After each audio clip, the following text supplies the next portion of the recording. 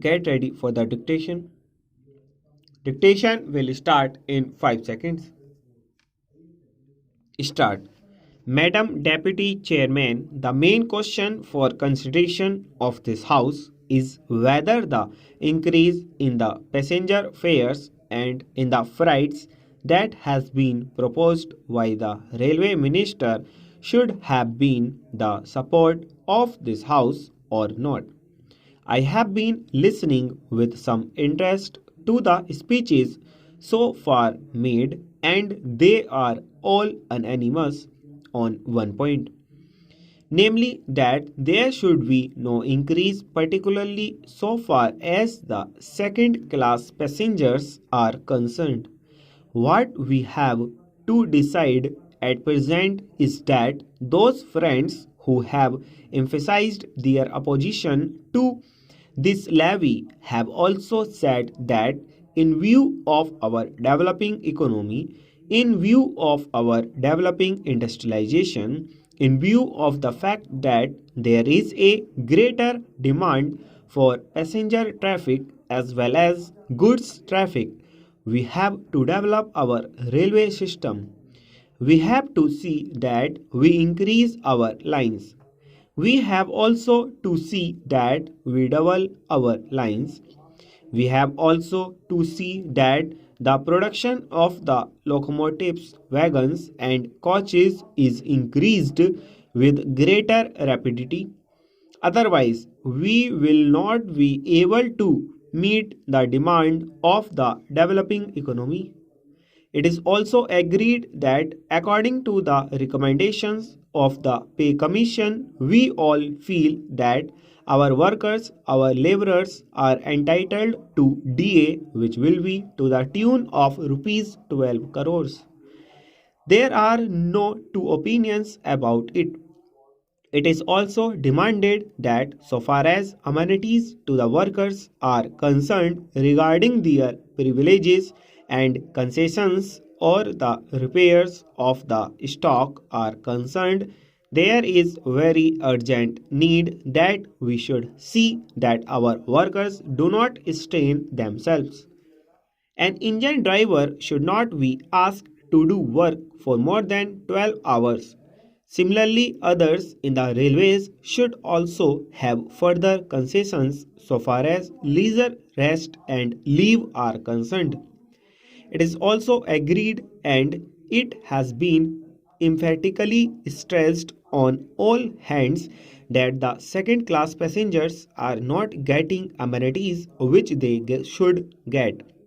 The greater portion of the income comes from the second class passengers, and the position is that they are not getting their dues by way of rest and comfort which are necessary for them.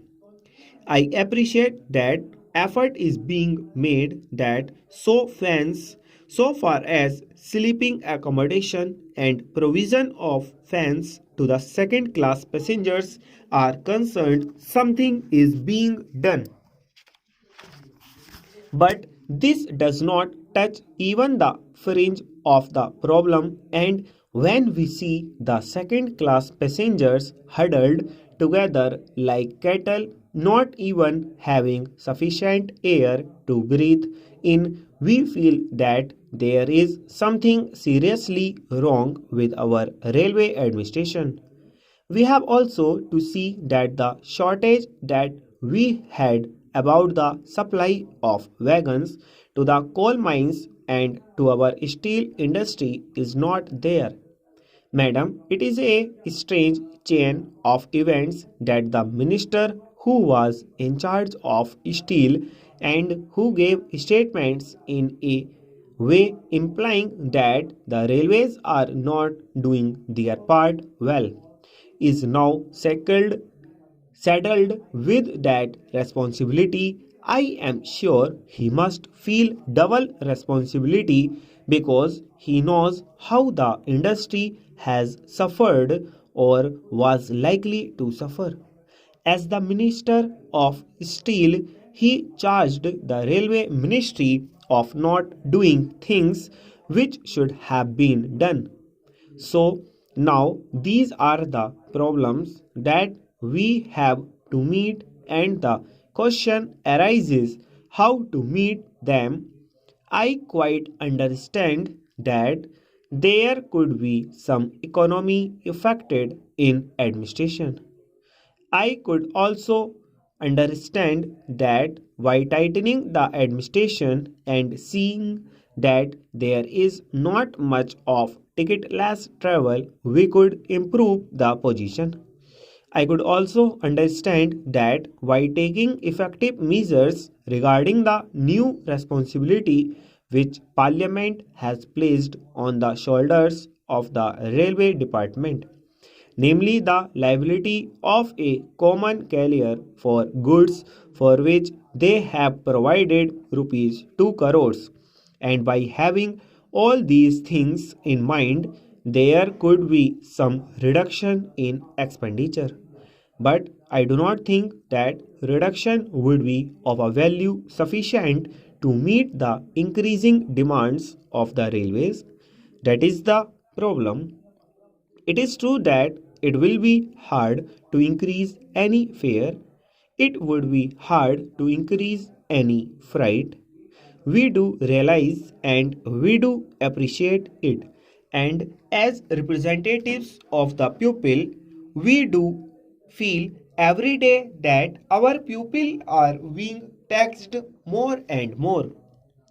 As regards freight, madam, my own view is that so far as food articles are concerned, this proposal should be modified just as there has been a modification in the case of giving encouragement for exports and in certain other respects. Similarly, I feel that so far as food articles are concerned, the proposal should be modified, and on the other things, these freights may continue as proposed. In this way, the danger that has been pointed out by honorable members and to a certain extent correctly, that if the prices of food articles go up, that would create difficulty would be avoided. Stop.